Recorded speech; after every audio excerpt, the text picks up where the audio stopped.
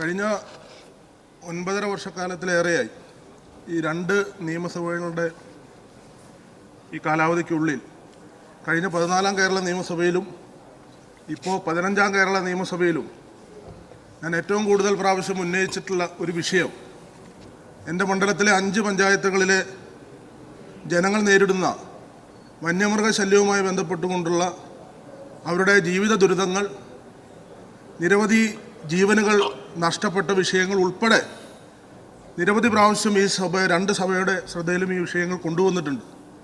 അപ്പോൾ അതിൻ്റെ എല്ലാം ഭാഗമായി തന്നെ കഴിഞ്ഞ ഗവൺമെൻറ്റും ഇപ്പോൾ ഈ ഗവൺമെൻറ്റും ഒട്ടനവധി പ്രതിരോധ പ്രവർത്തനങ്ങൾ, ട്രെഞ്ച് നിർമ്മിക്കുന്നതിനും അതോടൊപ്പം തന്നെ ഹാങ്ങിങ് ഫെൻസിങ് ഉൾപ്പെടെയുള്ള അത്തരത്തിലുള്ള നിരവധിയായിട്ടുള്ള പ്രതിരോധ പ്രവർത്തനങ്ങൾ, അതിനെല്ലാം പ്ലാൻ ഫണ്ടിൽ നിന്നും അതോടൊപ്പം തന്നെ മറ്റ് വിവിധ ഏജൻസികളുടെ ഫണ്ടുകളും അതോടൊപ്പം തന്നെ MLA ഫണ്ട് എന്നുള്ള നിലയിൽ വലിയൊരു തുകയും നമ്മൾ അതിനുവേണ്ടി നീക്കിവെച്ചിരുന്നു. ഇപ്പോൾ ഏറ്റവും ഒടുവിലായ വനം വകുപ്പിന് വാഹനം, RRTക്ക് വാഹനമടക്കം MLA ഫണ്ടിൽ നിന്നും നമ്മൾ നൽകിയിട്ടുണ്ട്.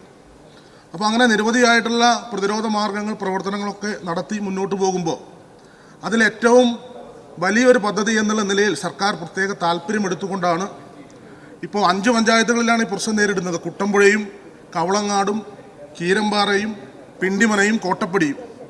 അതിൽ പിണ്ടിമന, കോട്ടപ്പടി പഞ്ചായത്തുകളെയും തൊട്ടടുത്ത മണ്ഡലമായിട്ടുള്ള പെരുമ്പാവൂർ മണ്ഡലത്തിലെ വേങ്ങൂർ പഞ്ചായത്തിനെയും കവർ ചെയ്യാൻ കഴിയുന്ന നിലയിൽ ഏതാണ്ട് 30 കിലോമീറ്റർ ദൂരത്തിലാണ് 3.25 കോടി രൂപ ചെലവഴിച്ചുകൊണ്ട് അവിടെ ഹാങ്ങിങ് ഫെൻസിങ് നിർമ്മിക്കാൻ വേണ്ടി തീരുമാനിച്ചത്.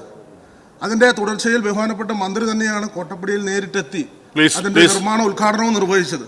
ഇപ്പം മാസങ്ങൾ പിന്നിടുമ്പോഴും അതിൻ്റെ വർക്ക് മുന്നോട്ട് പോകുന്നില്ല എന്ന് മാത്രമല്ല, ഇതുവരെ പൂർത്തീകരിച്ച 6 കിലോമീറ്റർ ദൂരത്തിൽ വരുന്ന ഹാങ്ങിങ് ഫെൻസിങ് ഏതാണ്ട് കാട്ടാന പൂർണ്ണമായി നശിപ്പിച്ചിരിക്കുകയാണ്. ആ പ്രദേശങ്ങളിൽ വ്യാപകമായി ഇപ്പോൾ വീടുകൾ തകർക്കുന്നു, ആരാധനാലയങ്ങൾ തകർക്കുന്നു. കഴിഞ്ഞ ദിവസം അവിടെ കേളംപ്ലായി ക്ഷേത്രത്തിൽ അതിൽ തകർത്ത് ഉള്ളിൽ കയറി. സാർ അവസാനിപ്പിക്കാം. പ്രധാനപ്പെട്ട സാർ, അതോടൊപ്പം തന്നെ മാലിപ്പാറയിലെ കർമ്മത്തിന്റെ കോമ്പൗണ്ട്, അങ്ങനെ നിരവധിയായിട്ടുള്ള അവസാനിപ്പിക്കാം സാർ. അപ്പോൾ ഈ വർക്ക് ഫലപ്രദമായി പൂർത്തീകരിക്കണമെന്ന് മാത്രമല്ല കൂടുതൽ മേഖലകളിലേക്ക് ട്രെൻഡ് നിർമ്മിക്കുകയും സർ, ബഹുമാനപ്പെട്ട കോതമംഗലം MLA ശ്രീ ആന്റണി ജോൺ ഗുരുതരമായ ഒരു പ്രശ്നം തന്നെയാണ് ഇവിടെ ഉന്നയിച്ചിട്ടുള്ളത്. ഇപ്പോൾ കേരളത്തിലെ വനമേഖലയിൽ ഏറ്റവും കൂടുതൽ പ്രശ്നങ്ങൾ നിലനിൽക്കുന്ന ഒരു സോണായി കോതമംഗലം മാറിയിട്ടുണ്ട്. ആ പ്രദേശത്ത് പ്രത്യേകമായ ഒരു സ്പെഷ്യൽ ടീമിനെ നിയോഗിച്ച് അടിയന്തര പ്രാധാന്യമുള്ള പ്രശ്നങ്ങൾ ഒന്നൊന്നായി കണക്കാക്കി അതിനുള്ള നടപടികൾ സ്വീകരിക്കുന്നതിനാണ് ഇപ്പോൾ ഉദ്ദേശിക്കുന്നത്. ഇതിനോടനുബന്ധിച്ച് ചീഫ് വൈൽഡ് ലൈഫ് വാർഡൻ കോതമംഗലത്തെത്തി ആ പ്രദേശങ്ങളിലെ MLA ഉൾപ്പെടെയുള്ള ജനപ്രതിനിധികളുമായി ചർച്ച ചെയ്ത് എന്തൊക്കെ നിർദ്ദേശങ്ങളാണ് ഉയർന്നു വരുന്നത് എന്ന് പരിശോധിച്ച് അടിയന്തരമായും അവ നടപ്പിലാക്കുന്നതിനുള്ള നിർദ്ദേശങ്ങൾ നൽകുന്നതാണ്.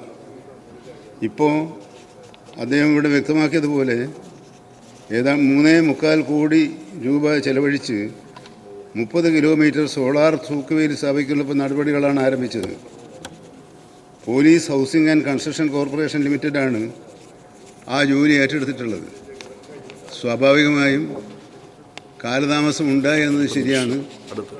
പക്ഷേ ആ പ്രവർത്തനം ത്വരിതപ്പെടുത്തുന്നതിനുള്ള നടപടികളുമായി ബന്ധപ്പെട്ട് പോലീസ് ഹൗസിംഗ് ആൻഡ് കൺസ്ട്രക്ഷൻ കോർപ്പറേഷൻ്റെ അധികാരികളുമായി സംസാരിക്കുന്നതാണ്.